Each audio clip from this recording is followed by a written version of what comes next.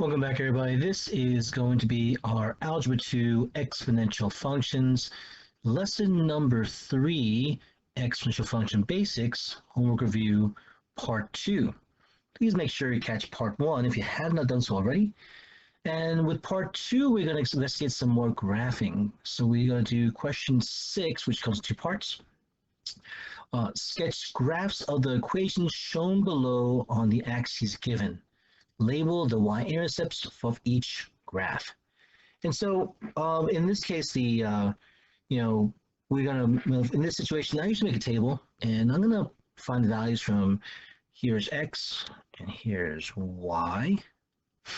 And the values I'm going to be looking for x will be -3, -2, -1, 0, 1, 2, and then 3.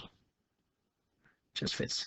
Okay, and so I mean we might be able to fit them in the graph, we may not, depending upon what we use as our scale for y. So let's take a look. Now we could start plugging these in here, and plugging 18 to the 2/3 raised to the -3rd power. Now what we also can do is we can also kind of look at a graphing calculator. So let's take a look here and see.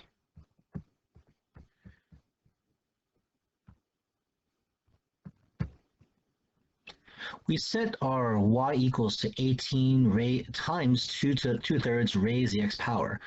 And so what we can do is we can take a look at the table here and then enter in the values we find. So we go to second table. And we see in this case for x equals -3, we have 60.75, which is 16 3/4. X equals -2, we have 40.5. For x equals -1, we have 27. X equals 0, we have 18. X equals 1, we have 12. X equals 2, we have 8. And x equals 3 is 5.333, which really is 5 1/3, or really 16/3. Okay, so let's take this back to our table and fill in the information here. All right, so we said in this case, x equals -3, we have 60.75. So let's write that in here, 60.75. From x equals -2, we says 40.5. X equals -1, we have 27. X equals 0, we have 18. X equals 1, we have 12. When x equals 2, we have 8.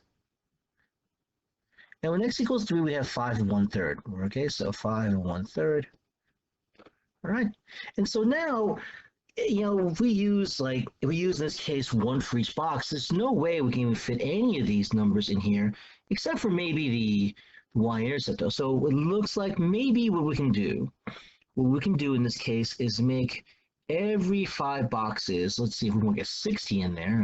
I guess we have 5, we have 10, we have 15, we have 19 here. So maybe every 5 boxes can represent 4. So we would then make maybe make this 20. Okay, so let's label this here. Okay, maybe make this smaller font here. So I'll make this 14. And so I'll make this 20 on the y-axis here. Let's put this over here. All right, and then we'll type in 40. Okay. And then we'll type in 60. Okay, and so this will fit for our graph. Okay, just to make sure. All right, so, okay. All right, so yeah, one of the things we want to know, oops, not Cortana. All right, so one of the things we want to know in this case is that, we should know is that the boxes for x-axis don't always have to match up with the boxes for the y-axis. All right, so now let's plot these points sorted. We can estimate, if you will. So we see in this case when x equals -3, we have 60.75. All right, so that means every box is going to be, let's make sure, 2, 3, 4, 5. Actually, the 60 should be right over here. It's one too big, so this would be the proper space. Okay, I just want to make sure I put them in the right place, ladies and gentlemen. So, okay, so every box is going to be about 5. So 3 comma 60.75 is somewhere over here, right? Okay, and that's 60.75. With neg 2, we have 40.5. So here's neg 2, and that's 40.5, somewhere over here. All right, and then neg 1, we have 27. So that's 20, 25, so 27 somewhere over here. 0 is going to be 18, so 18 is somewhere over here. 1 comma 12, so 2, so 12 is somewhere over here. And they're estimates, so we know it's not perfect now. So here is 8, 2 comma 8, 3 and 5 1/3, somewhere over here. All right, and so the sketch of the graph will be something along these lines here. So again, not perfect, ladies and gentlemen, so just bear with me.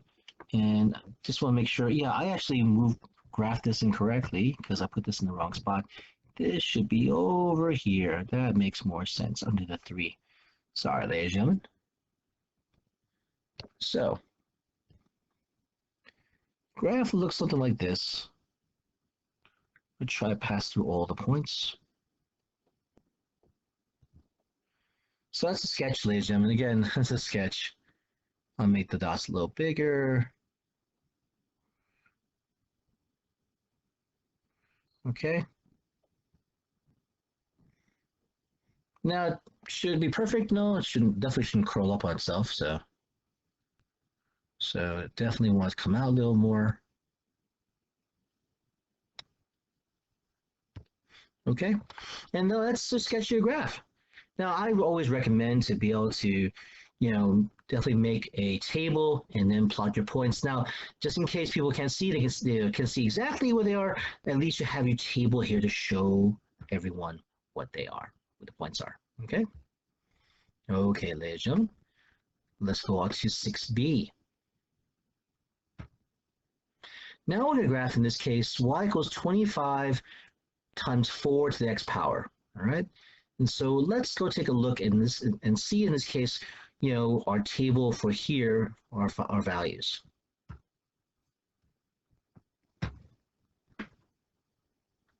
So we type in for y1 25 times 4 to the x power.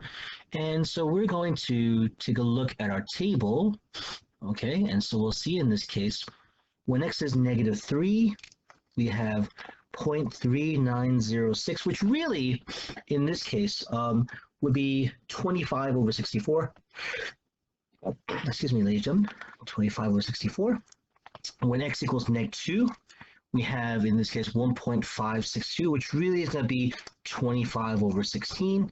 X equals -1, we have 6.25. X equals 0, we have 25.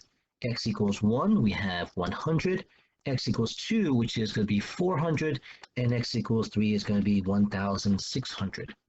Okay, so we'll make our table and we'll fill in the values. Okay, so,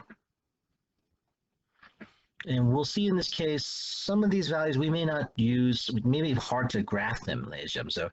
So maybe we'll just use -2, -1, 0, 1, and 2, and estimate the rest. Even then, we're going to have some numbers that will be pretty big to use. And so we said in this case, next it was -2. Really, 4 -2 is 16, so this is 25 over 16. Which came out to be about about, in this case, yeah, 1 point, and we saw before the value that it's about changed. So it's a little, so it's a very tiny value. X was -1, well now it's going to be 25 over 4, which in this case is going to be 6.25. X equals 0, we can get 25. When x equals 1, we're going to get 100, and when x equals 2, we're going to get 400. And yeah, now we're looking at this. It's going to be kind of tough to be able to graph these numbers. But we'll estimate though. We'll definitely estimate. So let's make, even if we try to, every 5 boxes 25, that would not work out so great. So and every 5 boxes, if every 4 boxes was 100, I think might work out. So let's type that up in this case. So let's do 100. Oops, let's move this over here. So every 4 boxes would be 100, and then we'll get 200. Move this over here. Every 4 boxes, 300.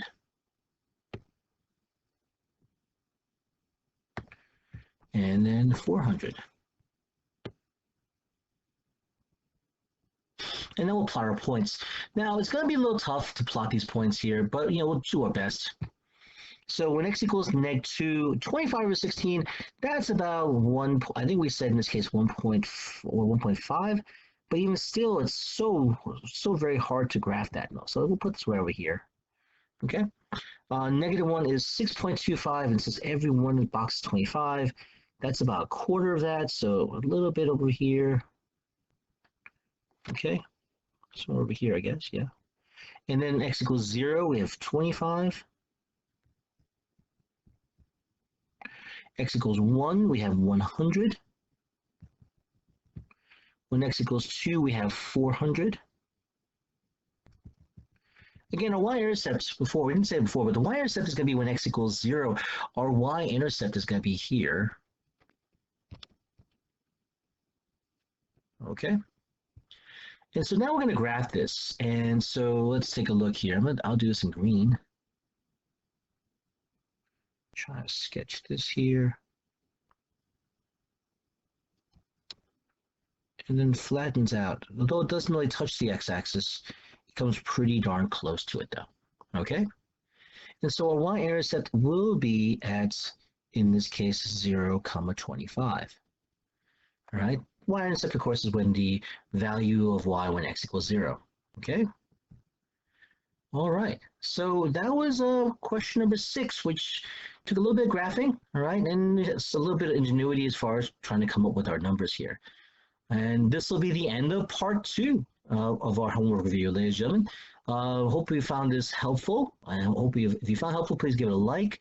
When you set up your axes, it's kind of tough. You want to figure out what your range is, so find a table is definitely helpful. I didn't want to go to 3 because I saw in this case that when x equals 3 is 1600, which of course is pretty hard to graph in this case, so minuscule. So kind of get a good idea of what the numbers look like here. We're using from x equals -2 to +2, and even then, numbers get really tiny though. Okay, so thanks for watching, ladies and gentlemen, and I hope this was helpful. Please give it a like and subscribe to the channel if you are hoping to see more videos like this.